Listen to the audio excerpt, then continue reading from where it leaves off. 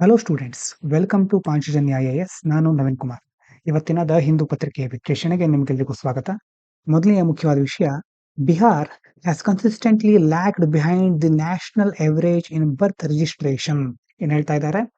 ರಾಷ್ಟ್ರೀಯ ಸರಾಸರಿಗಿಂತ ಜನನದ ನೋಂದಣಿ ಪ್ರಮಾಣ ಕಡಿಮೆ ಇದೆ. ಯಾವ ರಾಜ್ಯದಲ್ಲಿ? ಬಿಹಾರದಲ್ಲಿ. ನಿರಂತರವಾಗಿ ಈ ಒಂದು ಸಮಸ್ಯೆ ಕಂಡುಬರ್ತಾನೆ ಇದೆ, with major gaps noted even in recent years. Rise in concerns, especially during electoral roll revisions requiring date of birth proofs.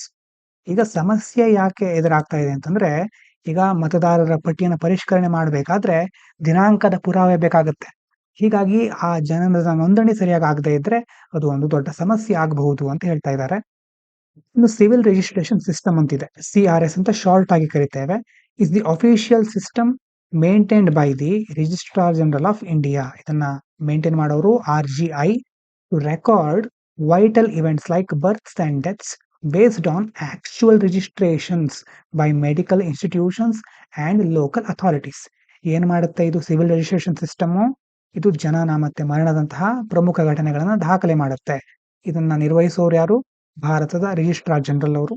ಮತ್ತೆ ಇದು ಯಾವುದ್ರ ಮೇಲೆ ಮಾಹಿತಿ ಪಡ್ಕೊಳ್ಳುತ್ತೆ ಅಂತಂದ್ರೆ, ವೈದ್ಯಕೀಯ ಸಂಸ್ಥೆ ಮತ್ತೆ ಸ್ಥಳೀಯ ಅಧಿಕಾರಿಗಳು ಕೊಡುವಂತಹ ಮಾಹಿತಿ ಆಧಾರದ ಮೇಲೆ ನೋಂದಣಿ ನಡೆಯುತ್ತೆ.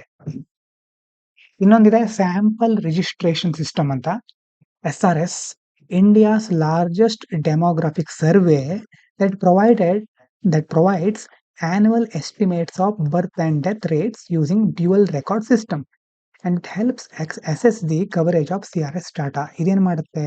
ಸ್ಯಾಂಪಲ್ ರಿಜಿಸ್ಟ್ರೇಷನ್ ಸಿಸ್ಟಮ್ ಅಂತಂದ್ರೆ ಇದೊಂದು ಜನಸಂಖ್ಯಾ ಸಮೀಕ್ಷೆ, ಇದು ಸರ್ವೆ. ಇದು ವಾರ್ಷಿಕ ಅಂದಾಜು, ಇದು ವರ್ಷದಲ್ಲಿ ಎಷ್ಟು ಜನನ ಮರಣ ಅಂದಾಜು ಆಗಿರಬಹುದು ಅನ್ನುವಂತಹ ಜನನ ಮರಣ ದರಗಳನ್ನ ಒದಗಿಸೋದು ಇದರ ಕೆಲಸ. ಇನ್ನು CRS ಇದೆಯಲ್ವಾ, ಮೊದಲೇ ಹೇಳಿದ್ದು ಮೇಲ್ಗಡೆ, ಸಿವಿಲ್ ರಿಜಿಸ್ಟ್ರೇಷನ್ ಸಿಸ್ಟಮ್, ಇದರ ಒಂದು ಡೇಟಾ ವ್ಯಾಪ್ತಿಯನ್ನು ನಿರ್ಣಯಿಸಲಿಕ್ಕೆ ಇದು ಸಹಾಯ ಮಾಡುತ್ತೆ. ಈ ಸಮೀಕ್ಷೆ ಸಹಾಯ ಮಾಡುತ್ತೆ. ಇದು ಸ್ಯಾಂಪಲ್ ರಿಜಿಸ್ಟ್ರೇಷನ್ ಸಿಸ್ಟಮ್. ಮುಂದಿನ ವಿಚಾರ ನೋಡಿ, China has acknowledge that border dispute with India is complex but expressed willingness to hold delimitation talks and maintain peace along with the line of actual control. ಕೆಲವು ದಿನಗಳ ಹಿಂದೆ ನೋಡಿದ್ವಿ ಡಿಲಿಮಿಟೇಷನ್ ಬಗ್ಗೆ. ಕ್ಷೇತ್ರ ಮರುವಿಂಗಡಣೆ ಅಂತ ನಾವಿಲ್ಲಿ ಕರಿತೇವೆ. ಲೋಕಸಭಾ, ರಾಜ್ಯಸಭಾ ಅಥವಾ ಬೇರೆ ಬೇರೆ ಎಲೆಕ್ಷನ್ ಟೈಮ್ನಲ್ಲಿ ಕ್ಷೇತ್ರಗಳನ್ನ ಮರುವಿಂಗಡಣೆ ಮಾಡ್ತಾರೆ. ಅದೇ ರೀತಿ ಬಾರ್ಡರ್ನಲ್ಲೂ ಸಹ ತಮ್ಮ ತಮ್ಮ ಗಡಿಗಳನ್ನ ನಿಗದಿಪಡಿಸೋದು, ಅದಕ್ಕೂ ಸಹ ಇಲ್ಲಿ ಡಿಲಿಮಿಟೇಷನ್ ಅಂತ ಹೇಳ್ತಾ ಇದ್ದಾರೆ. ಈಗ ಭಾರತದೊಂದಿಗಿನ ಈ ಒಂದು ಗಡಿ ವಿವಾದ ತುಂಬಾ ಸಂಕೀರ್ಣ ಅಂತ ಚೀನಾ ಒಪ್ಕೊಳ್ತಾ ಇದೆ. ಆದ್ರೆ ಶಾಂತಿ ಕಾಪಾಡಿಕೊಳ್ಳಿಕ್ಕೆ ಮತ್ತೆ ಗಡಿ ನಿರ್ಧಾರಕ್ಕೆ ಸಂಬಂಧಪಟ್ಟ ಮಾತುಕತೆಗಳನ್ನ ನಡೆಸಲಿಕ್ಕೆ ಎರಡು ದೇಶಗಳು ಸಿದ್ಧತೆಯನ್ನ ನಡೆಸ್ತಾ ಇವೆ. ಇನ್ನು ಸ್ಪೆಷಲ್ ರೆಪ್ರೆಸೆಂಟೇಟಿವ್ಸ್ ಮೆಕ್ಯಾನಿಸಮ್ ಅಂತಂದ್ರೆ ಒಂದು ವಿಶೇಷ ಪ್ರತಿನಿಧಿಗಳು, ಎರಡು ದೇಶಗಳ ಪ್ರತಿನಿಧಿಗಳು ಸೇರಿ ನಡೆಸುವಂತಹ ಒಂದು ಕಾರ್ಯವಿಧಾನ. High level bilateral diplomatic channel. ಇದೊಂದು ಒಂಥರ ಹೇಗಿದೆ ಅಂತಂದ್ರೆ ಒಂದು ರಾಜತಾಂತ್ರಿಕ ಮಾರ್ಗ. ಬೈಲ್ಯಾಟ್ರಲ್ ಅಂತಂದ್ರೆ ಏನು? ದ್ವಿಪಕ್ಷೀಯ, ಎರಡು ದೇಶಗಳು ನಡೆಸುವಂಥದ್ದು. ಈ ಒಂದು ಉನ್ನತ ಮಟ್ಟದ ದ್ವಿಪಕ್ಷೀಯ ಎರಡು ದೇಶಗಳು ನಡೆಸುವಂತಹ ರಾಜತಾಂತ್ರಿಕ ಮಾರ್ಗ. ಈ ಮಾರ್ಗದ ಮೂಲಕ ಬೇರೆ ಬೇರೆ ಮಾತುಕತೆಗಳು ಅಥವಾ ಕ್ರಮಗಳನ್ನ ಕೈಗೊಳ್ಳಬಹುದು. ಇದನ್ನ ಎಸ್ಟಾಬ್ಲಿಷ್ ಮಾಡಿದ್ದು 2003ರಲ್ಲಿ between India and China to discuss and resolve boundary dispute through dialogue and guiding principle. ಯಾಕೆ ಇದನ್ನ ಸ್ಟಾರ್ಟ್ ಮಾಡಿದ್ರು ಅಂತಂದ್ರೆ, ಗಡಿ ವಿವಾದಗಳನ್ನ ಸಂವಾದಗಳ ಮೂಲಕ, ಸಂವಾದ ಅಂತಂದ್ರೆ ಏನು? ಮಾತುಕತೆ ನಡೆಸೋದು, ಮತ್ತೆ ಬೇರೆ ಬೇರೆ ಮಾರ್ಗದರ್ಶಿ ತತ್ವಗಳ ಮೂಲಕ, ಅಂತಂದ್ರೆ ಅವರೇ ಒಂದು ಪ್ರಿನ್ಸಿಪಲ್ ಗಳನ್ನ ಇಟ್ಕೊಂಡಿರ್ತಾರೆ. ಆ ಪ್ರಿನ್ಸಿಪಲ್ ಗಳನ್ನ ಫಾಲೋ ಮಾಡೋದ್ರ ಮೂಲಕ ವಿವಾದಗಳನ್ನ ಪರಿಹರಿಸಿಕೊಳ್ಳೋದು ಈ ಒಂದು ಮೆಕ್ಯಾನಿಸಮ್. ಹೆಸರೇನು ನೆನ್ಪಿಟ್ಕೊಳ್ಳಿ, ಸ್ಪೆಷಲ್ ರೆಪ್ರೆಸೆಂಟೇಟಿವ್ ಮೆಕ್ಯಾನಿಸಮ್. ಇದರ ಉದ್ದೇಶ ಯಾವ್ಯಾವ ದೇಶಗಳ ನಡುವೆ ಇದೆ ಇದು ಈಗ ಸದ್ಯಕ್ಕೆ? Bharat, China. Agreement on political parameters and guiding principle 2005ರಲ್ಲಿ ಮಾಡ್ಕೊಂಡಂಥದ್ದು ನೋಡಿ. ಇದೇನಿದೆ, this is a bilateral agreement. ಇದು ಸಹ ದ್ವಿಪಕ್ಷೀಯ ಒಪ್ಪಂದ between India and China that sets the framework for resolving boundary issue by focusing on mutual understanding, strategic patience and not disturbing settled population. ಇದೇನಿದೆ, ಈ ಒಪ್ಪಂದ ಏನ್ ಮಾಡುತ್ತೆ ಅಂತಂದ್ರೆ, ಇದು ಸಹ ಅವಾಗ ಹೇಳಿದಾಗೆ ಗಡಿ ಸಮಸ್ಯೆಯನ್ನ ಪರಿಹರಿಸಲಿಕ್ಕೆ ಇರುವಂತ ಒಂದು ಚೌಕಟ್ಟನ್ನ ನಿಗದಿಪಡಿಸೋದು, ಮತ್ತೆ ಪರಸ್ಪರ ಅಂಡರ್ಸ್ಟ್ಯಾಂಡಿಂಗ್, ತಿಳುವಳಿಕೆ ಅಥವಾ ಒಬ್ಬರೊಂದ್ರು ಚೆನ್ನಾಗಿ ಅರ್ಥ ಮಾಡ್ಕೊಳ್ಳೋದು, ಸಮಸ್ಯೆಗಳನ್ನ ಬಗೆಹರಿಸ್ಕೊಳ್ಳೋದು, ತಾಳ್ಮೆಯಿಂದ ವರ್ತಿಸೋದು, ಮತ್ತೆ ಜನಸಂಖ್ಯೆಗೆ ಯಾವುದೇ ತೊಂದರೆ ಆಗದೆ ಇರೋ ರೀತಿ ನೋಡ್ಕೊಳ್ಳೋದು ಮುಂತಾದ ವಿಚಾರಗಳು ಇದರ ಅಂಡರ್ಲಿ ಬರುತ್ತೆ. Agreement on political parameter and guiding principles. ಮುಂದಿನ ವಿಚಾರ ನೋಡೋದಾದ್ರೆ, ಇಂಡಿಯಾ ಮೀಟಿಯೋರಾಜಿಕಲ್ ಡಿಪಾರ್ಟ್ಮೆಂಟ್ IMD ಏನ್ ಹೇಳ್ತಾ ಇದೆ, forecast above normal rainfall for July 2025. ಈಗ ಜೂನ್ ಮುಗೀತು, ಇವತ್ತಿಂದ ಜುಲೈ ಸ್ಟಾರ್ಟ್ ಆಯ್ತಲ್ವಾ, ಈ ಜುಲೈನಲ್ಲೂ ಸಹ ಸಾಮಾನ್ಯ ಮಟ್ಟಕ್ಕಿಂತ ಹೆಚ್ಚಿನ ಮಳೆ ಆಗಬಹುದು ಅಂತ IMD ಹೇಳ್ತಾ ಇದೆ. Especially over central and eastern India, ಮುಖ್ಯವಾಗಿ ಮಧ್ಯ ಮತ್ತೆ ಪೂರ್ವ ಭಾರತದಲ್ಲಿ, with heavy rain expected in river catchment areas like Krishna, Godavari, Mahanadi. ಈ ಒಂದು ನದಿಗಳ ಜಲಾನಯನ ಪ್ರದೇಶದಲ್ಲಿ ದೊಡ್ಡ ಮಟ್ಟದಲ್ಲಿ ಮಳೆ ಆಗಬಹುದು ಅಂತ ನಿರೀಕ್ಷೆ ಇದೆ. ಇನ್ನು ಜಿಯೋಗ್ರಫಿಯಲ್ಲಿ ತುಂಬಾ ಡೀಟೇಲ್ ಆಗಿ ನೋಡ್ತೀರಾ ಈ ಕ್ಯಾಚ್ಮೆಂಟ್ ಏರಿಯಾ, ಎಲ್ನಿನೋ ಅಂತಂದ್ರೆ ಏನು ಅಂತ ನೀವು ಜಿಯೋಗ್ರಫಿಲಿ ಕಲಿತೀರಿ.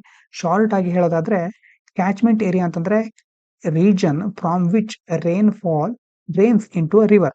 ಇದೇನು ಅಂತಂದ್ರೆ, ಈಗ ರಿವರಿಗೆ, ಲೇಕ್ಗೆ ಅಥವಾ ರಿಸರ್ವಾಯರ್, ಉದಾಹರಣೆಗೆ ಈಗ ನದಿ, ಸರೋವರ ಅಥವಾ ಜಲಾಶಯಕ್ಕೆ ಮಳೆ ನೀರು ಹರಿದು ಬರೋದು ಪ್ರದೇಶ ಇರುತ್ತಲ್ವಾ, ಅದಕ್ಕೆ ಕ್ಯಾಚ್ಮೆಂಟ್ ಏರಿಯಾ ಅಂತ ಕರೀತಾರೆ. ಜಲಾನಯನ ಪ್ರದೇಶ ಅಂತ ಸಹ ಕೆಲವೊಂದು ಸಾರಿ ಕರೀತಾರೆ ಕನ್ನಡದಲ್ಲಿ. ಬೇರೆ ಟರ್ಮ್ಗಳು ಸಹ ಇರಬಹುದು. Heavy rain here can increase flood risk and impact water availability in river basins. ಒಂದು ವೇಳೆ ದೊಡ್ಡ ಪ್ರಮಾಣದಲ್ಲಿ ಮಳೆ ಸುರಿದ್ರೆ ಪ್ರವಾಹದ ಅಪಾಯ ಎದುರಾಗಬಹುದು. ಮತ್ತೆ ಆ ಒಂದು ನೀರಿನ ಜಲಾನಯನ ಪ್ರದೇಶ ಇದೆಯಲ್ವಾ, ಅಲ್ಲಿನ ನೀರಿನ ಲಭ್ಯತೆ ಏರುಪೇರಾಗಬಹುದು, ಹೆಚ್ಚಬಹುದು ಮತ್ತು ಬೇರೆ ಪ್ರದೇಶಗಳಿಗೆ ತೊಂದರೆ ಆಗಬಹುದು. ಹಾಗಾಗಿ ಏನಿದು ಕ್ಯಾಚ್ಮೆಂಟ್ ಏರಿಯಾ ಅಂತಂದ್ರೆ ಮಳೆ ನೀರು ನದಿ, ಸರೋವರ, ಜಲಾಶಯಕ್ಕೆ ಹರಿದು ಬರುವಂತ ಪ್ರದೇಶ. ಇನ್ನು ಎಲ್ ನಿನೋ ಅಂತಂದ್ರೆ ಏನು, ಕ್ಲೈಮೇಟ್ ಪ್ಯಾಟರ್ನ್. ಇದಂತೂ ಒಂಥರ ಹವಾಮಾನದ ಒಂದು ಮಾದರಿ. ಇದು ಏನಾಗುತ್ತೆ ಇದರಲ್ಲಿ, involving the warming of central and eastern Pacific ocean waters. ಮುಖ್ಯವಾಗಿ ಯಾವ ಭಾಗದಲ್ಲಿ, ಮಧ್ಯ ಮತ್ತೆ ಪೂರ್ವ ಪೆಸಿಫಿಕ್ ಸಾಗರ. ಪೆಸಿಫಿಕ್ ಓಷನ್ ಈ ಕಡೆ ಎಲ್ಲ ನೀವು ನೆನಪು ಮಾಡ್ಕೊಂಡ್ರೆ ಸೌತ್ ಅಮೆರಿಕಾ ಬರುತ್ತೆ, ಚಿಲಿ, ಈ ಕಡೆ ಪೆರು, ಇದೆಲ್ಲ ನೀವು ಅವಾಗ ನೆನಪು ಮಾಡ್ಕೊಳ್ಳಿ. ಈ ಒಂದ್ಸಾರಿ ಜಿಯೋಗ್ರಫಿಲಿ ಓದ್ತೀರಿ. ಮತ್ತೆ ಈ ಕಡೆ ಆಸ್ಟ್ರೇಲಿಯಾ ಇದೆಲ್ಲ ಬರ್ತಾ ಹೋಗುತ್ತೆ. ಮೇಲ್ಗಡೆ ಜಪಾನು, ಸೌತ್ ಕೊರಿಯಾ, ರಷ್ಯಾದ ಭಾರತ ಇದೆಲ್ಲ ಬರ್ತಾ ಹೋಗುತ್ತೆ. ಪೆಸಿಫಿಕ್ ರೀಜನ್ ಅಲ್ಲಿ ನೋಡಿ, ಮಧ್ಯ ಮತ್ತೆ ಪೂರ್ವ, ಮಧ್ಯ ಮಿಡ್ಲಲ್ಲಿ ಮತ್ತೆ ಪೂರ್ವ ಭಾಗ, ಈ ಭಾಗದಲ್ಲಿ ಆ ಸಾಗರದ ನೀರಿದೆಯಲ್ವಾ, ಸಮುದ್ರದ ನೀರು, ಅದು ಬೆಚ್ಚಗಾಗುತ್ತೆ, ಸ್ವಲ್ಪ ವಾರ್ಮ್ ಆಗುತ್ತೆ. ಇದರಿಂದಾಗಿ ಡೈರೆಕ್ಟ್ ಆಗಿ ನಮ್ಮ ಭಾರತದ ಮೇಲೆ ಏನು ಪರಿಣಾಮ ಆಗುತ್ತೆ ಅಂತಂದ್ರೆ, ಮಾನ್ಸೂನ್ ಮಳೆ ಸ್ವಲ್ಪ ದುರ್ಬಲಗೊಳ್ಳುವುದು ಅಂತಂದ್ರೆ, ಎಲ್ನಿನೋ ಇದ್ರೆ ಸ್ವಲ್ಪ ಮಳೆ ಬರೋದು ಕಡಿಮೆ. ಈ ವರ್ಷ ಎಲ್ನಿನೋ ಇಲ್ಲ, ಹಾಗಾಗಿ ಹೆಚ್ಚು ಮಳೆ ಬರ್ತಾ ಇದೆ. ಎಲ್ನಿನೋ ಇಲ್ಲದೆ ಇರೋದ್ರಿಂದ ಮಳೆ ಜಾಸ್ತಿ ಬರ್ತಾ ಇರುತ್ತೆ. ಎಲ್ನಿನೋಗೆ ಸಂಬಂಧಪಟ್ಟಾಗೆ ಇನ್ನೊಂದು ನೀನಾ ಅಂತಿದೆ. ಯಾವ ನೀನಾ ಅದನ್ನ ಅದೇನು ಹಾಗಾದ್ರೆ ಅಂತ ಗೊತ್ತಿರೋರು ಕಮೆಂಟ್ ಮಾಡಿ ತಿಳಿಸಿ. ಎಲ್ನಿನೋಗೆ ಸಂಬಂಧಪಟ್ಟಿದ್ದು ಇನ್ನೊಂದಿದೆ, ಆ ಟರ್ಮ್ ಅನ್ನ ಕಮೆಂಟ್ ಮೂಲಕ ತಿಳಿಸಿ. ಮುಂದಿನ ವಿಚಾರ, in 2024, India added 683 species to its fauna and 433 taxa to its flora, with major contribution from biodiversity rich regions like Kerala, Western Ghats and Northeast. ಏನು ಆಗ್ತಾ ಇದೆ ಅಂತಂದ್ರೆ, ಈ 2024ರಲ್ಲಿ ಭಾರತ ಪ್ರಾಣಿ ಸಂಕುಲಕ್ಕೆ ಸುಮಾರು 683 ಹೊಸ ಪ್ರಭೇದಗಳನ್ನ, ಸಸ್ಯ ಸಂಕುಲಕ್ಕೆ ಸುಮಾರು 433 ಹೊಸ ಟ್ಯಾಕ್ಸಾಗಳನ್ನ ಸೇರಿಸಿದೆ. ಎನ್ವೈರ್ಮೆಂಟ್ ಇಷ್ಟ ಇದ್ದವರಿಗೆ ಇದೊಂದು ಹಬ್ಬ ಅಂತ ಅನ್ಸ್ಬೋದು. ಎಲ್ಲಾ ಟರ್ಮ್ಗಳನ್ನ, ಸ್ಪೀಷೀಸ್ಗಳನ್ನ ನೆನ್ಪಿಟ್ಕೊಳ್ಳಿಕ್ ಆಗಲ್ಲ. ಇಂಪಾರ್ಟೆಂಟ್ ಆಗಿರೋದನ್ನ ಮಾತ್ರ ನೆನ್ಪಿಟ್ಕೊಳ್ಳಿಕ್ ಆಗುತ್ತೆ ನಮ್ಗೆ ಫಿಲ್ಮ್ಸ್ಗೆ. ಹಾಗಾಗಿ ನೋಡ್ಕೊಂಡು ರಿವಿಷನ್ ಮಾಡಿ. ಟ್ಯಾಕ್ಸ್ ಅಂತಂದ್ರೆ ಜೀವಿಗಳನ್ನ ವರ್ಗೀಕರಿಸೋದು. ಇನ್ನು ಮುಖ್ಯವಾಗಿ ಯಾವ್ಯಾವ ಪ್ರದೇಶಗಳಲ್ಲಿ ಜಾಸ್ತಿ ಇಂತಹ ಜೀವಿಗಳು ಕಂಡು ಬಂದಿದೆ ಅಂತಂದ್ರೆ, ಕೇರಳ, ಪಶ್ಚಿಮ ಘಟ್ಟಗಳು, ಈಶಾನ್ಯ ಭಾರತ, ಇಲ್ಲೆಲ್ಲ ತುಂಬಾ ಜಾಸ್ತಿ ಇಂತಹ ಹೊಸ ಹೊಸ ಜೀವಿಗಳು ಕಂಡು ಬಂದಿದೆ. ಇನ್ನೊಂದು ಮುಖ್ಯವಾದ ಟರ್ಮ್ ಏನಂತಂದ್ರೆ ನ್ಯೂ ಸ್ಪೀಶೀಸ್ ಮತ್ತೆ ನ್ಯೂ ರೆಕಾರ್ಡ್ಸ್. ಇದೆರಡರ ನಡುವೆ ಒಂದು ಡಿಫ್ರೆನ್ಸ್ ಇದೆ. ನ್ಯೂ ಸ್ಪೀಶೀಸ್ ಅಂತಂದ್ರೆ is one discovered for the first time ever. First time, ಮೊದಲನೇ ಬಾರಿಗೆ ಕಂಡು ಹಿಡಿದಂತ ಪ್ರಭೇದ, ಅದಕ್ಕೆ ಹೊಸ ಪ್ರಭೇದ ಅಂತ ಕರೀತಾರೆ. ನ್ಯೂ ಸ್ಪೀಶೀಸ್ ಹೆಸರಲ್ಲೇ ಇದೆಯಲ್ವಾ, first time. While new record refers to known species found in India for the first time. ಮೊದಲೇದು ಗೊತ್ತಿತ್ತು ಅದ್ರ ಬಗ್ಗೆ ನಮ್ಗೆ, ಬೇರೆ ಬೇರೆ ದೇಶಗಳಲ್ಲಿ ಇರಬಹುದು ಅದು, ಆದ್ರೆ ಭಾರತದಲ್ಲಿ ಫಸ್ಟ್ ಟೈಮ್ ಸಿಕ್ಕಿದೆ, ಅದಕ್ಕೆ ನ್ಯೂ ರೆಕಾರ್ಡ್ ಅಂತ ಕರಿತೇವೆ. ನ್ಯೂ ಸ್ಪೀಶೀಸ್ ಅಂತಂದ್ರೆ ಫಸ್ಟ್ ಟೈಮ್ ವರ್ಲ್ಡ್ ಅಲ್ಲಿ, ಅಥವಾ ನಮಗೆ ತಿಳಿದಿರೋ ಹಾಗೆ ಮೊದಲನೇ ಬಾರಿ. ನ್ಯೂ ರೆಕಾರ್ಡ್ ಅಂತಂದ್ರೆ ಭಾರತದಲ್ಲಿ ಮೊದಲನೇ ಬಾರಿ. Expanding it's non geographic range. ಅಂತಹ ಹೊಸ ಸ್ಪೀಶೀಸ್ಗಳು ಭಾರತದಲ್ಲಿ ಸಿಕ್ಕಿದಾಗ ನಮ್ಮ ಭೌಗೋಳಿಕ ವ್ಯಾಪ್ತಿ, ನಮಗೆ ತಿಳಿದಿರುವ ಪ್ರಭೇದಗಳ ಸಂಖ್ಯೆ ಜಾಸ್ತಿ ಆಗ್ತಾ ಹೋಗುತ್ತೆ. ಇನ್ನು ಬಯೋಡೈವರ್ಸಿಟಿ ಹಾಟ್ಸ್ಪಾಟ್, ಇದನ್ನು ಸಹ ಎನ್ವೈರ್ಮೆಂಟ್ ಅಲ್ಲಿ ನೋಡ್ತೀರಿ. Is a region with high species richness and endemism under threat. ಒಂದು ತುಂಬಾ ರಿಚ್ನೆಸ್ ಇರುತ್ತೆ, ಜಾಸ್ತಿ ಸ್ಪೀಶೀಸ್ಗಳು ಕಂಡು ಬರುತ್ತೆ, ಮತ್ತೆ ಎಂಡೆಮಿಸಮ್, ಆ ಪ್ರದೇಶಕ್ಕೆ ಸೀಮಿತವಾದಂತಹ ಎಷ್ಟು ಜೀವಿಗಳಿರುತ್ತೆ, ಆ ಜೀವಿಗಳಿಗೆ ಥ್ರೆಟ್ ಇರುತ್ತೆ ಅಂತಂದ್ರೆ ಅಪಾಯ ಎದುರಾಗಿರುತ್ತೆ. India's western Ghats, north east are globally recognised hotspots contributing heavily to new species discoveries. ಇಂಡಿಯಾದಲ್ಲಿ ಮುಖ್ಯವಾಗಿ ವೆಸ್ಟರ್ನ್ ಘಾಟ್ಸ್, ನಾರ್ತ್ ಈಸ್ಟ್‌ಗಳೆಲ್ಲ ಈ ಹಾಟ್‌ಸ್ಪಾಟ್ ಅಲ್ಲಿ ಬರುತ್ತೆ. ಹೊಸ ಹೊಸ ಸ್ಪೀಷೀಸ್‌ಗಳು ಇಲ್ಲಿ ಅವಾಗ ಡಿಸ್ಕವರ್ ಮಾಡ್ತಾ ಇರ್ತಾರೆ.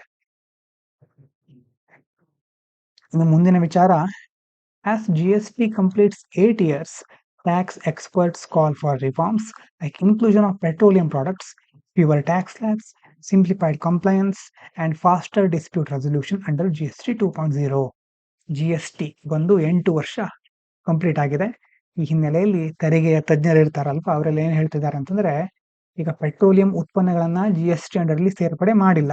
ಅದನ್ನು ಮಾಡಿದ್ರೆ ಒಳ್ಳೇದಿತ್ತು. ಮತ್ತೆ ತೆರಿಗೆ ಸ್ಲ್ಯಾಬ್‌ಗಳನ್ನ, ಟ್ಯಾಕ್ಸ್ ಸ್ಲ್ಯಾಬ್‌ಗಳನ್ನ ಕಡಿಮೆ ಮಾಡಿ, ಮತ್ತೆ ಅನುಸರಣೆಗೆ ಸಂಬಂಧಪಟ್ಟ ಹಾಗೆ ಅದನ್ನ ಪ್ರಕ್ರಿಯೆಗಳನ್ನ ಇನ್ನಷ್ಟು ಸರಳೀಕೃತಗೊಳಿಸಿ, ವಿವಾದಗಳನ್ನ ವೇಗವಾಗಿ ಇತ್ಯರ್ಥ ಮಾಡಿ ಅನ್ನೋದಂತ ಹಲವಾರು ಕರೆ ನೀಡ್ತಾ ಇದ್ದಾರೆ ಯಾರು? ತಜ್ಞರು. ಇನ್ನು GST ಕೌನ್ಸಿಲ್ ಅಂತಂದ್ರೆ ಏನು? Council GST council is a constitutional body. ಮುಖ್ಯವಾಗಿ ನೋಡ್ಕೊಳ್ಳಿ, ಸಾಂವಿಧಾನಿಕ ಸಂಸ್ಥೆ ಇದು. ಅಂಡರ್ ಆರ್ಟಿಕಲ್ 279A ಅಂಡರ್ಲಿ ಬರುವಂತದ್ದು. Consisting of union and state finance ministers. ಇದರ ಯಾರ್ಯಾರು ಬರ್ತಾರೆ? ಯೂನಿಯನ್ ಕೇಂದ್ರದವರು ಮತ್ತೆ ರಾಜ್ಯದ ಫಿನಾನ್ಸ್ ಮಿನಿಸ್ಟರ್ಗಳು ಇದರಲ್ಲಿ ಇರ್ತಾರೆ. Which decides GST related policies including rate changes and inclusion of petroleum products.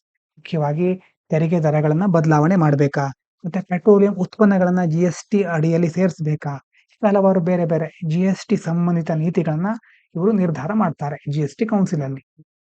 ಇನ್ನು ಟ್ಯಾಕ್ಸ್ ಕ್ಯಾಸ್ಕೇಡ್ ಅಂತಂದ್ರೆ ಮುಖ್ಯವಾಗಿ ಒಂದು ಫಾಲ್ ತರ, ಅಂತಂದ್ರೆ ಮೇಲ್ಗಡೆಯಿಂದ ಮತ್ತೆ ಕೆಳಗಡೆ ಹರಿಯೋದು, ಮತ್ತೆ ಕೆಳಗಡೆ ಹರಿಯೋದು, ಈ ರೀತಿ ಇರುತ್ತೆ. ಇಲ್ಲಿ ಅದರ ಟರ್ಮ್ ಅರ್ಥ ಏನಂತಂದ್ರೆ, tax cascading refers to tax on tax. ಒಂದ್ಸಾರಿ ಟ್ಯಾಕ್ಸ್ ತುಂಬಿರ್ತೀರಿ, ಅದ್ರ ಮೇಲೆ ಇನ್ಯಾವುದೋ ಒಂದು ವಿಧಾನದ ಮೂಲಕ ಮತ್ತೆ ಟ್ಯಾಕ್ಸ್ ಅಪ್ಲೈ ಆಗ್ತಾ ಇರುತ್ತೆ. Occurs when input taxes are not credited back. Input tax credit ಸ್ವಲ್ಪ ದಿನಗಳ ಹಿಂದೆ ಹೇಳಿ ನೆನಪಿದೆಯಾ? ಇನ್ಪುಟ್ ಟ್ಯಾಕ್ಸ್ ಕ್ರೆಡಿಟ್, ಇವರೊಬ್ರು ಕಚ್ಚಾ ವಸ್ತು ಖರೀದಿ ಮಾಡಿರ್ತಾರೆ. ಕಚ್ಚಾ ವಸ್ತುವಿಗೆ ಆಗ ಆಲ್ರೆಡಿ ಟ್ಯಾಕ್ಸ್ ಅನ್ನು ತುಂಬಿರ್ತಾರೆ. ಕಚ್ಚಾ ವಸ್ತುವನ್ನ ಉಪಯೋಗಿಸಿ ಒಂದು ಸಿದ್ಧ ವಸ್ತುವನ್ನ, ಫೈನಲ್ ಪ್ರಾಡಕ್ಟ್ ಅನ್ನ ರೆಡಿ ಮಾಡ್ತಾರೆ. ಅದನ್ನ ಮಾರಾಟ ಮಾಡಬೇಕಾದ್ರೂ ಮತ್ತೆ ಕೆಲವು ಟ್ಯಾಕ್ಸ್ ಗಳನ್ನ ಕಟ್ಟಬೇಕಿರುತ್ತೆ ಸರ್ಕಾರಕ್ಕೆ. ಹೀಗಾಗಿ ಇನ್ಪುಟ್ ಟ್ಯಾಕ್ಸ್ ಕ್ರೆಡಿಟ್ ಅಲ್ಲಿ ಮೊದಲೇ ಅವರು ತುಂಬಿರೋದ್ರಿಂದ ಫೈನಲ್ ಪ್ರಾಡಕ್ಟ್ ನ ಮೇಲೆ ಬರುವಂತಹ ಟ್ಯಾಕ್ಸ್ ಗಳನ್ನ ಜಾಸ್ತಿ ಕಟ್ಟಬೇಕಾದ ಅವಶ್ಯಕತೆ ಇರೋದಿಲ್ಲ. ಎಕಾನಮಿಲಿ ಡೀಟೇಲ್ ಆಗಿ ನೋಡ್ತೀರಿ, ಆದ್ರೆ ಜಸ್ಟ್ ಅದನ್ನ ನೆನಪು ಮಾಡ್ಕೊಳ್ಳಿ ಒಂದ್ಸಾರಿ. ಆದ್ರೆ ಈ ಒಂದು ಟ್ಯಾಕ್ಸ್ ಕ್ಯಾಸ್ಕೇಡಿಂಗ್ ಅಲ್ಲಿ ಏನಾಗ್ತಾ ಇದೆ, ಇನ್ಪುಟ್ಟಿಗೂ ಸಹ ಟ್ಯಾಕ್ಸ್ ಕಟ್ಟಬೇಕು, ಮತ್ತೆ ಔಟ್ಪುಟ್ಟಿಗೂ ಸಹ ಟ್ಯಾಕ್ಸ್ ಕಟ್ಟಬೇಕು, ಅಥವಾ ಒಂದ್ಸಾರಿ ಟ್ಯಾಕ್ಸ್ ಕಟ್ಟಿದ ವಸ್ತುವಿನ ಮೇಲೆ ಪದೇ ಪದೇ ಬೇರೆ ಬೇರೆ ವಿಧಾನಗಳಿಂದ ಟ್ಯಾಕ್ಸ್ ಕಟ್ಟಬೇಕಾದ ಪರಿಸ್ಥಿತಿ ಎದುರಾಗ್ತಾ ಇರುತ್ತೆ. As seen with petroleum products excluded from GST. Petroleum product ಗಳನ್ನ GST ಅಂಡರ್ಲಿ ಸೇರಿಸದೇ ಇರೋದ್ರಿಂದ ಇಂಥ ಪರಿಸ್ಥಿತಿ ಅವಾಗ ಎದುರಾಗ್ತಾ ಇರುತ್ತೆ. Rising cost for industries like transport and logistics. ಯಾವ ಇಂಡಸ್ಟ್ರಿಗಳಿಗೆ? ಮುಖ್ಯವಾಗಿ ಸರಕು ಸಾಗಣೆ ಮತ್ತೆ ಟ್ರಾನ್ಸ್ಪೋರ್ಟ್ ಉದ್ಯಮಗಳಿಗೆ, ಸಾರಿಗೆ ಉದ್ಯಮಗಳಿಗೆ ವೆಚ್ಚ ಜಾಸ್ತಿ ಆಗ್ತಾ ಇದೆ, ಖರ್ಚು ಜಾಸ್ತಿ ಆಗ್ತಾ ಇದೆ. ಮುಂದೆ recent study in the journal of nutrition found that daily kombucha, ಇದನ್ನ ನಾನು ಮೊದಲೆಲ್ಲೂ ಕೇಳಿಲ್ಲ, ಇವತ್ತೇ ನೋಡ್ತಾ ಇರೋದು. ಕಾಂಬೂಚಾ ಅಂತಂದ್ರೆ ಒಂದು it's a type of tea ಅಂತ ಹೇಳ್ತಾ ಇದ್ದಾರೆ. ಜಾಸ್ತಿ ಇದ್ರ ಬಗ್ಗೆ ನನಗೆ ಗೊತ್ತಿಲ್ಲ, ನೀವು ತಿಳ್ಕೊಂಡಿರಬಹುದು. ಕಾಂಬೂಚಾ ಅಂತ ಹೇಳ್ತಾರೆ. Kombucha consumption may help rebalance gut bacteria in people with obesity, though it did not significantly improve blood sugar or inflammation levels. ಅಂತಂದ್ರೆ ಒಂದು ಜರ್ನಲ್ ಇದೆ, ಅಂತಾರಾಷ್ಟ್ರೀಯ ಮಟ್ಟದ್ದು, ಆಲ್ಮೋಸ್ಟ್ ನ್ಯೂಟ್ರಿಷನ್ ಅಂತ ಕರೀತಾರೆ, ಜರ್ನಲ್ ಆಫ್ ನ್ಯೂಟ್ರಿಷನ್ ಅಂತ. ಅದರಲ್ಲಿ ಅಧ್ಯಯನ ಮಾಡಿ ಏನ್ ಹೇಳ್ತಾ ಇದ್ದಾರೆ ಅಂತಂದ್ರೆ, ಈ ಪ್ರತಿದಿನ ಕಾಂಬೂಚಾ ಒಂದು ಚಹಾದ ವಿಧ ಅಂತ ನಾನು ಇಂಟರ್ನೆಟ್ ಅಲ್ಲಿ ನೋಡಿದಾಗ ಸಿಕ್ತು. ಆ ಕಂಬೂಚಾ ಸೇವನೆ ಮಾಡೋದ್ರಿಂದ ಒಬೇಸಿಟಿ, ಸ್ಥೂಲಕಾಯ ಇರುತ್ತಲ್ವಾ, ಬೊಜ್ಜು ಅಂತ ಸಹ ಕರಿತೇವೆ, ಆ ಸ್ಥೂಲಕಾಯ ಇರೋರಿಗೆ, ಈಗ ಕರುಳಿನಲ್ಲಿ ಬೇರೆ ಬೇರೆ ಬ್ಯಾಕ್ಟೀರಿಯಾ ಇರುತ್ತೆ, ಅದನ್ನ ಸಮತೋಲನಗೊಳಿಸ್ಲಿಕ್ಕೆ ಈ ಕಂಬೂಚಾ ಹೆಲ್ಪ್ ಮಾಡುತ್ತೆ ಅಂತ ಸ್ಟಡಿ ಹೇಳ್ತಾ ಇದೆ. ಆದ್ರೆ ಈ ರಕ್ತದಲ್ಲಿ ಸಕ್ಕರೆ ಮಟ್ಟ ಅಥವಾ ಕೆಲವೊಂದು ಊತ ಆಗಿರೋದು, ಅದನ್ನ ಸರಿಯಾಗಿ ಇದು ನಿರ್ವಹಣೆ ಮಾಡ್ತಿಲ್ಲ, ಅದರಲ್ಲಿ ಯಾವುದೇ ಸುಧಾರಣೆ ಆಗಿಲ್ಲ. ಇನ್ನು ಗಟ್ ಮೈಕ್ರೋಬಯೋಮ್ ಅಂತಂದ್ರೆ refers to community of bacteria, fungi and other microbes living in our digestive tract that influence digestion, immunity, metabolism and even diseases like diabetes and obesity. ನಾವೇನ್ ಅಂದ್ಕೊಂಡಿರ್ತೇವೆ, ನಾವು ಸಂಪೂರ್ಣ ಜೀವಿಗಳು, ನಮ್ಮ ದೇಹದಲ್ಲಿ ಇನ್ಯಾವುದೇ ಜೀವಿ ಇಲ್ಲದೆ ಇರಬಹುದು, ಅಥವಾ ಇಂಥ ಬ್ಯಾಕ್ಟೀರಿಯಾ ಇದೆಲ್ಲ ಹೊರಗಡೆ ಮಾತ್ರ ಇರುತ್ತೆ ಅಂತೆಲ್ಲ ಕೆಲವೊಂದ್ಸರಿ ಅಂದ್ಕೊಂಡಿರ್ತೇವೆ. ಫಂಗಸ್ ನಮ್ಮ ದೇಹದಲ್ಲಿ ಇರಲ್ಲ ಅಂದ್ಕೊಂಡಿರ್ತೇವೆ. ಆದ್ರೆ ಎಷ್ಟೋ ಬ್ಯಾಕ್ಟೀರಿಯಾ, ಶಿಲೀಂಧ್ರ ಮತ್ತೆ ಸೂಕ್ಷ್ಮ ಜೀವಿಗಳು ನಮ್ಮ ದೇಹದೊಳಗಡೆ ಇದ್ದು ಎಷ್ಟೋ ಕ್ರಿಯೆಗಳನ್ನ ಮಾಡ್ತಾ ಇರುತ್ತವೆ. ಕ್ರಿಯೆಗಳನ್ನ ಜೀರ್ಣಕ್ರಿಯೆ, ರೋಗ ನಿರೋಧಕ ಶಕ್ತಿ, ಮತ್ತೆ ನಮ್ಮ ಚಯಾಪಚಯ ಕ್ರಿಯೆ ಅಂತ ಹೇಳ್ತೀವಲ್ವಾ, ಮಧುಮೇಹ, ಮತ್ತೆ ಹೀಗೆ ಹಲವಾರು ರೀತಿಯ ಒಂದು ವಿಷಯಗಳ ಮೇಲೆ ದೇಹದೊಳಗಡೆ ಇರುವಂತಹ ಈ ಸೂಕ್ಷ್ಮಾಣು ಜೀವಿಗಳು ಪರಿಣಾಮವನ್ನ ಬೀರುತ್ತವೆ. ಈ ಎಲ್ಲಾ ಸೂಕ್ಷ್ಮಾಣು ಜೀವಿಗಳಿಗೆ, ಎಲ್ಲಿ ನಮ್ಮ ಜೀರ್ಣಾಂಗ ವ್ಯೂಹದಲ್ಲಿ ವಾಸಿಸ್ತಾ ಇರತಕ್ಕಂತಹ ಬ್ಯಾಕ್ಟೀರಿಯಾ, ಶಿಲೀಂಧ್ರ ಮತ್ತೆ ಇತರ ಸೂಕ್ಷ್ಮಾಣು ಜೀವಿಗಳ ಸಮುದಾಯ ಇದೆಯಲ್ವಾ, ಇದಕ್ಕೆ ಕರುಳಿನ ಮೈಕ್ರೋಬಿಯಂ ಅಥವಾ ಮೈಕ್ರೋಬಯೋಮ್, ಗಟ್ ಮೈಕ್ರೋಬಯೋಮ್ ಅಂತ ಕರೀತಾರೆ. ಪ್ರೋಬಯೋಟಿಕ್ಸ್ ಅಂತಂದ್ರೆ ಏನು? Live microorganism often found in fermented foods like kombucha ಅಂತಂದ್ರೆ ಜೀವಂತ ಆಗಿರುವಂತ ಸೂಕ್ಷ್ಮಾಣು ಜೀವಿಗಳು. ಈ ಕಂಬುಚ ಅಂತ ಹೇಳಿದ್ವಲ್ವಾ, ಅಂತ ಆಹಾರ ಪದಾರ್ಥಗಳಲ್ಲಿ ಸಾಮಾನ್ಯವಾಗಿ ಕಂಡು ಬರುತ್ತೆ. That can benefit health by improving the balance of gut bacteria. ಈ ಪ್ರೋಬಯೋಟಿಕ್ಸ್ ನಾವು ತೆಗೆದುಕೊಂಡ್ರೆ ನಮ್ಮ ದೇಹದೊಳಗಡೆ ಇರುವಂತಹ ಈ ಗಟ್ ಬ್ಯಾಕ್ಟೀರಿಯಾ ಬ್ಯಾಲೆನ್ಸ್ ಆಗ್ತಾ ಹೋಗುತ್ತೆ. Although their effects can vary across individuals and population. ಅಂದ್ರೆ ಎಲ್ಲಾ ಕಡೆ ಇದರ ಪರಿಣಾಮ ಒಂದೇ ರೀತಿ ಆಗಿರುತ್ತೆ ಅಂತಲ್ಲ. ಇಂಡಿವಿಜುವಲ್ಸ್ ವೈಯಕ್ತಿಕವಾಗಿ ಬೇರೆ ಬೇರೆ ಪರಿಣಾಮ ಉಂಟಾಗಬಹುದು ವ್ಯಕ್ತಿಯಿಂದ ವ್ಯಕ್ತಿಗೆ, ಮತ್ತೆ ಬೇರೆ ಬೇರೆ ಪಾಪ್ಯುಲೇಷನ್ ಜನರ, ಈ ನಮ್ಮ ದೇಶದಲ್ಲಿ ಯಾವ ರೀತಿ ಇರುತ್ತೆ ಅದೇ ರೀತಿ ಎಫೆಕ್ಟ್ ಅಮೆರಿಕದಲ್ಲಿ ಇರುತ್ತೆ ಅಂತಲ್ಲ. ಹಾಗಾಗಿ ಇದು ಪ್ರೋಬಯೋಟಿಕ್ಸ್ ಅಂತಂದ್ರೆ ಕರುಳಿನ ಬ್ಯಾಕ್ಟೀರಿಯಾವನ್ನ ಸಮತೋಲನಗೊಳಿಸೋದು. ಇನ್ನು ನಿನ್ನೆ ಒಂದು ಕ್ವಶನ್ ಇತ್ತು, ಇದರ ಬಗ್ಗೆ ಉತ್ತರವನ್ನು ನಾನು ಈಗ ಹೇಳಲ್ಲ, ನೀವೇ ಕಮೆಂಟ್ ಮಾಡಿ. ನಿನ್ನೆ ನೀವು ಕೇಳಿದ್ರೆ, with reference to PM 2.5 pollution in India, consider the following statement. Ammonium sulfate is classified as primary pollutant because it originates directly from coal-fired thermal plants. ಅರ್ಥ ಮಾಡ್ಕೊಂಡು ಹೇಳಿ ಸರಿ ಇದೆಯಾ ಅಂತ. The presence of ammonia in the atmosphere plays no role in the formation of secondary pollutants like ammonium sulfate. ನಿಮ್ಗೆ question ಅನ್ನ correct ಅರ್ಥ ಮಾಡ್ಕೊಂಡ್ರೆ ಆಲ್ರೆಡಿ ಗೊತ್ತಾಗಿರುತ್ತೆ ಯಾವ್ದು correct. Technologies like flue gas desulfurisation help reduce secondary PM 2.5 pollutants by targeting sulfur dioxide emissions. Question number 1 ಅಂತ ಹಾಕಿ ಇದಕ್ಕೆ ಉತ್ತರ ಏನು ಅಂತ ಕಮೆಂಟ್ ಮಾಡಿ. ಎರಡನೇದಕ್ಕೂ ಸಹ ನಿಮಗೆ ಉತ್ತರ ನಾ ಹೇಳಿಲ್ಲ, ಆದ್ರೂ ನಿಮ್ಗೆ ಕಾಣಿಸ್ತಾ ಇರಬಹುದು, ನಾ ಏನು ಮಾಡ್ಲಿಕ್ಕೆ ಆಗಲ್ಲ ಈಗ ಸದ್ಯಕ್ಕೆ. Consider the following statements based on recent genome studies in India. Founder effect can lead to increased prevalence of genetic disorders due to limited gene variant diversity in descendant population. Founder effect ನೆನಪಾಗ್ತಾ ಇದೆ ನಿನ್ನೆ ಹೇಳಿದ್ದು, ನೆನ್ಪು ಮಾಡ್ಕೊಳ್ಳಿ. The majority of present day Indian population descends from multiple independent migration out of Africa. ಇದಾದ ನಂತರ Neanderthal and Denisovan ancestry in Indians is entirely absent due to geographic isolation after migration. Last one, immunity related gene regions in Indians show traces of archaic human ancestry. ಯಾವ್ದು ಸರಿ ಇರಬಹುದು, ಎಷ್ಟು correct ಇರಬಹುದು ಇದರಲ್ಲಿ ನೋಡಿ.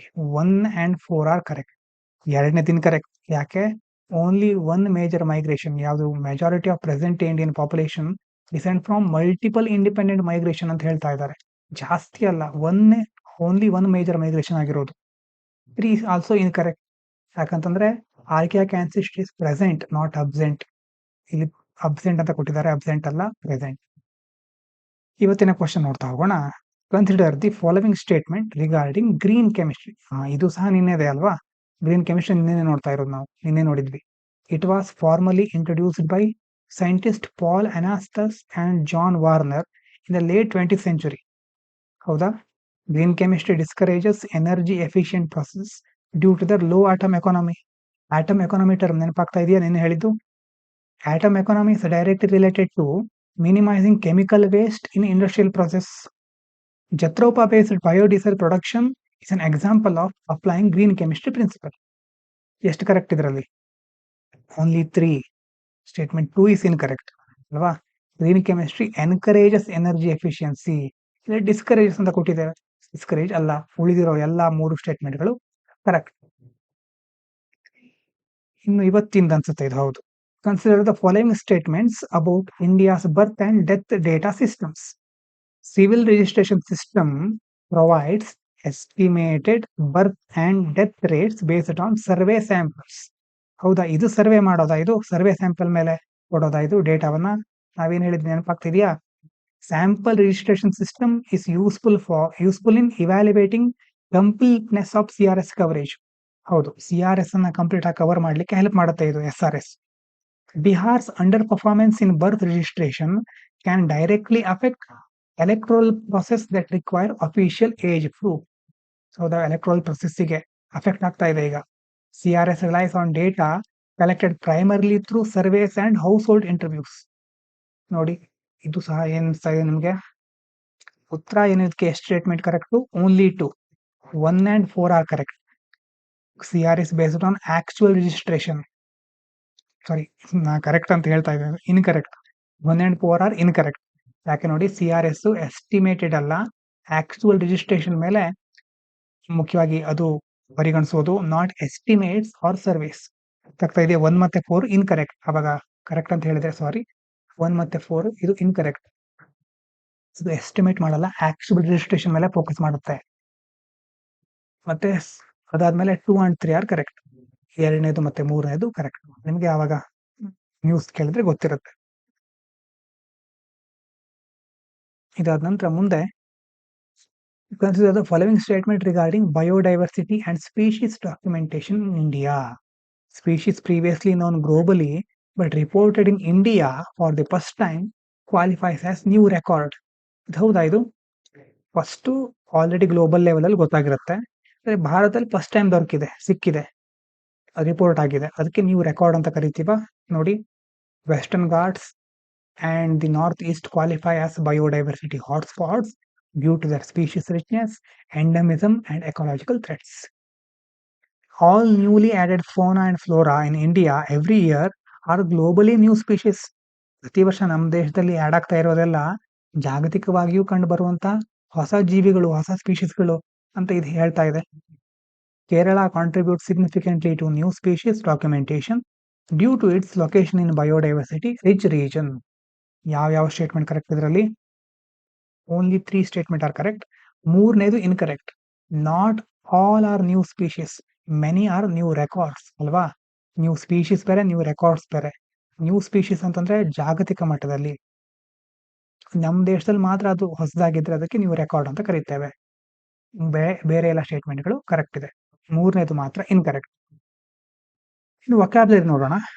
After a long day, ದೊಡ್ಡ ಒಂದು ಇಡೀ ದಿನ ಕಳೆದ್ಮೇಲೆ, traveller found respite in a quiet guest house. ಟ್ರಾವೆಲರ್ಗೆ ರಿಸ್ಪೈಟ್ ಅಂತ ಒಂದು ವಿರಾಮ ಸಿಕ್ತು ಒಂದು ಗೆಸ್ಟ್ ಹೌಸ್ ನಲ್ಲಿ. Moment of calm that his phlegmatic nature rarely seem to need. ಅಂತಂದ್ರೆ ಸ್ವಲ್ಪ ಕಾಮ್ ಆಯ್ತು ಅಂತಂದ್ರೆ ಶಾಂತವಾದಂತಹ ನಿಶ್ಚಿಂತವಾದ ವಾತಾವರಣ ಸೃಷ್ಟಿಯಾಯಿತು. He decided to aver his true feelings about the journey. ಅವಾಗ ಅವನು ತನ್ನ ಜರ್ನಿ ಹೇಗಿತ್ತು ಅನ್ನೋದನ್ನ ಎವರ್ ಅಂದ್ರೆ ಹೇಳಲಿಕ್ಕೆ ಮುಂದಾಗ್ತಾ ಇದ್ದ. ಅವನು ಹೇಳ್ಬೇಕು ಅಂದ್ಕೊಂಡ. ದೋ ಅದರ್ಸ್ ಮೈಟ್ ಕಂಟೆಮ್ ಹಿಸ್ ಸೈಲೆನ್ಸ್. ಆದ್ರೆ ಬೇರೆಯವರು ಅವನ ಸೈಲೆನ್ಸ್ ಅನ್ನ, ಅವನು ಹೇಳೋಕ್ಕಿಂತ ಮೊದಲೇ ಸೈಲೆನ್ಸ್ ಅನ್ನ ತಿರಸ್ಕರ್ತಾ ಇದ್ರು, ಅವನನ್ನ ಅವಹೇಳನ ಮಾಡ್ತಾ ಇದ್ರು. Later edacious appetite led him to large meal. Edacious appetite ಅಂತಂದ್ರೆ ತುಂಬಾ ಹಸಿವಿನಿಂದಿರೋದು, ಅಂತಂದ್ರೆ ತಿಂಡಿ ಪೋತ್ರಿ ಇರ್ತಾರಲ್ವಾ, ಎಷ್ಟೊತ್ತಿಗೂ ಹಸ್ಕೊಂಡಿರೋದು, ಹಸಿವಿನಿಂದ ಕೂಡಿರೋದು, ಆ ರೀತಿ ತುಂಬಾ ಹಸಿದಿರೋದ್ರಿಂದ ಅವನು ಲಾರ್ಜ್ ಮೀಲ್ ಅಂತಂದ್ರೆ ಜಾಸ್ತಿ ಊಟ ಮಾಡ್ದ. Fitting end to his day of rest. ಹಾಗಾಗಿ ಅವನ ದಿನಕ್ಕೆ ಒಂದು ಪೂರ್ಣ ವಿರಾಮ ಇಲ್ಲಿಗೆ ಸಿಕ್ತು ಅಂತ ಇಲ್ಲಿ ಹೇಳ್ತಾ ಇದ್ದಾರೆ. ಇವಿಷ್ಟು ಇವತ್ತಿನ ಮುಖ್ಯವಾದ ವಿಚಾರಗಳು. ಎಲ್ರಿಗೂ ಧನ್ಯವಾದಗಳು. ಇದು ಪಾಂಚಜನ್ಯ IAS.